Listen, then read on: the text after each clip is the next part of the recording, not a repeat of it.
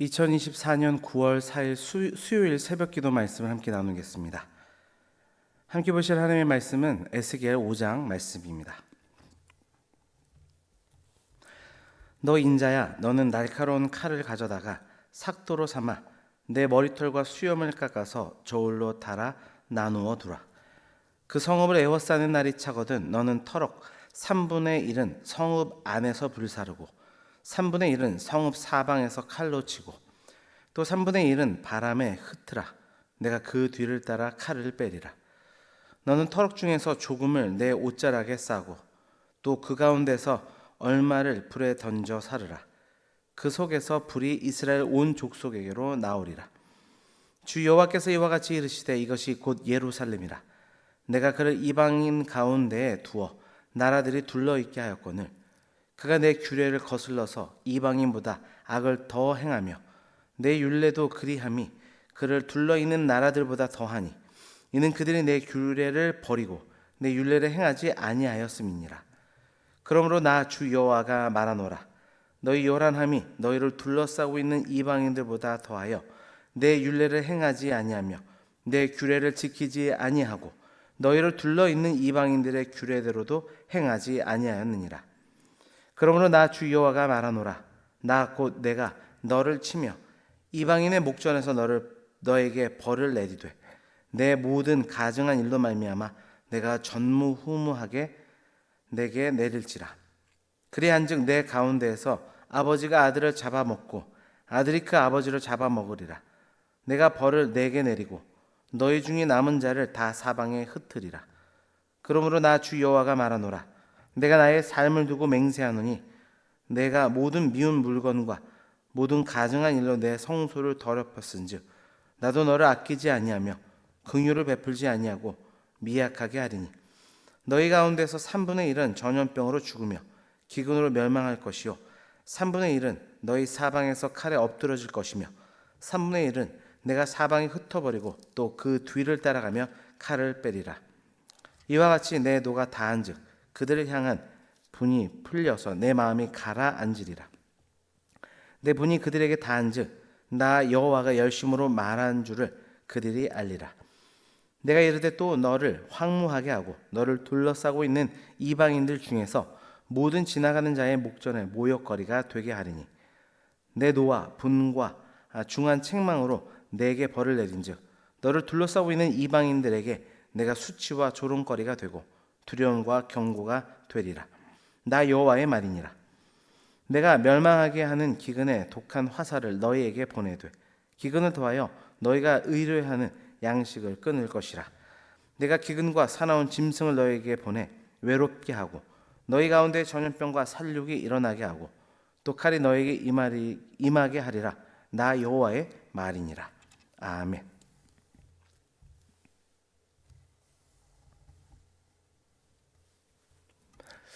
하나님의 도성 예루살렘이 앞서 살펴본 에스겔에 취한 이 상징적 행위에서 나타난 것처럼 철저하게 또 처참하게 심판받게 될 것임을 오늘 본문이 예언하고 있습니다.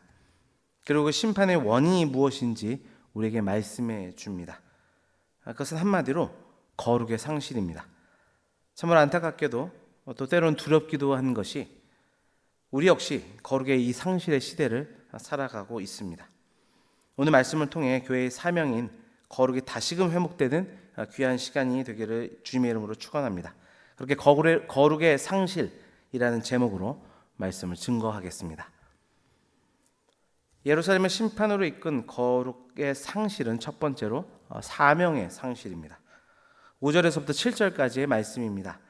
주 여호와께서 이와 같이 이르시되 이것이 곧 예루살렘이라. 내가 그를 이방인 가운데에 두어 나라들이 둘러있게 하였거늘 그가 내 규례를 거슬러서 이방인보다 악을 더 행하며 내 율례도 그리함이 그를 둘러있는 나라들보다 더하니 이는 그들이 내 규례를 버리고 내 율례를 행하지 아니하였음이니라. 그러므로 나 주 여호와가 말하노라.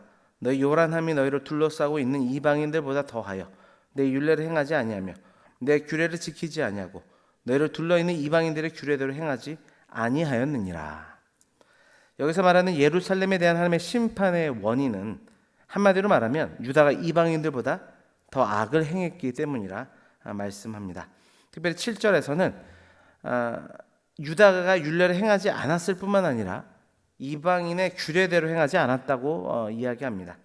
이것은 그들이 자신들의 사명을 잊어버림으로 인해서 이방인들보다도 더 못한 존재가 되어버렸음을 강조하는 표현입니다. 하나님이 이스라엘을 열국의 제사장 나라, 거룩한 백성으로 삼으셨습니다. 자기의 소유로 택하셨습니다. 그렇게 그들은 열방과 구별되는 삶을 살아야 했습니다. 그래서 말씀을 주시는 것입니다. 그렇게 그들에게 하나님의 말씀, 거룩한 삶, 이 모든 것이 사명이었습니다. 그러나 그들은 하나님의 말씀도 또 거룩도 사명도 버렸습니다.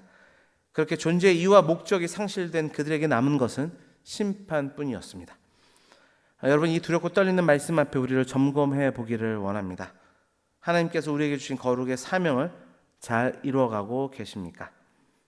거룩은 선택의 영역이 아닙니다. 성도라는 우리의 존재의 목적이며 사명인 줄 믿습니다. 이 사명의 길을 굳건히 다시금 다짐하며 나아가는 우리 모두가 되기를 주님의 이름으로 축원합니다. 예루살렘을 심판으로 이끈 거룩의 상실 두 번째는 말씀의 상실입니다. 10절입니다. 그리한즉 내 가운데서 아버지가 아들을 잡아먹고 아들이 그 아버지를 잡아먹으리라. 내가 벌을 내게 내리고 너희 중에 남은 자를 다 사방에 흩으리라. 이스라엘 백성에게 내려지는 참혹한 재앙에 대해서 말씀합니다. 그들이 굶주림을 견디다 못해 자식이나 부모를 먹게 되는 일이, 그 처참한 일이 발생하게 될 것이라 말씀합니다. 왜 이들이 이렇게 참혹한 재앙을 겪어야 하는 것입니까? 역설적이게도 그들은 오로지 육신의 떡을 구하였기 때문입니다. 계속되는 하나님의 돌이키라고 하는 말씀에도 불구하고 여전히 그들은 하나님의 영적 말씀에 대한 관심보다는 육의 양식에 더욱더 목을 메고 있었기 때문입니다. 그래서 심판의 이 참혹한 순간에서도까지 그들은 하나님의 백성이라는 긍지는커녕 또 인간이 기본적으로 지켜야 되는 가치마저 포기할 수밖에 없는 그 비참한 자리로 스스로 몰아넣은 것입니다. 신명기 8장 3절의 말씀입니다. 너를 낮추며 너를 줄이게 하시며 또 너를 알지 못하며 내 조상들로 알지 못하던 만나를 내게 먹이신 것은 사람이 떡으로만 사는 것이 아니요 여호와의 입에서 나오는 모든 말씀으로 사는 줄을 내가 알게 하려 하심이라. 아멘. 이 말씀을 적용해 보겠습니다. 생명의 양식인 하나님의 말씀으로 살아가고 계십니까? 사람은 육신의 떡을 먹어야 생명을 부지할 수 있습니다. 그러나 그것만 있다고 사는 것이 아닙니다. 생명은 다 하나님께로부터 비롯된 것이기에 생명의 말씀을 먹어야 비로소 바르게 살아갈 수 있는 것입니다.